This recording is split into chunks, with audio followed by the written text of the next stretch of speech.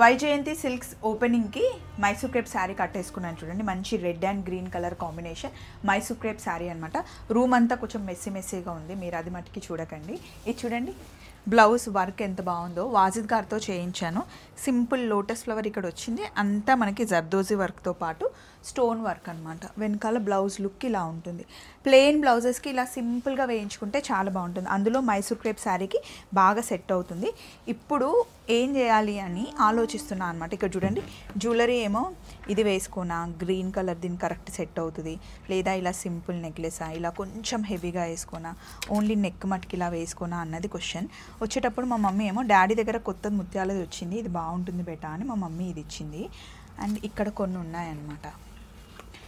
ఏం వేసుకోవాలో అర్థం కావట్లేదు, ఏదో ఒకటి వేసుకొని రెడీ అయిపోతాను. మీరు కనుక రాజమండ్రిలో ఉంటే, మీరు కనుక ఈ షార్ట్ చూస్తే రండి, వైజయంతి సిల్క్స్కి అక్కడికి వచ్చి మీరు పర్చేస్ చేసినా చేయకపోయినా దాంతో ఏం సంబంధం లేదు.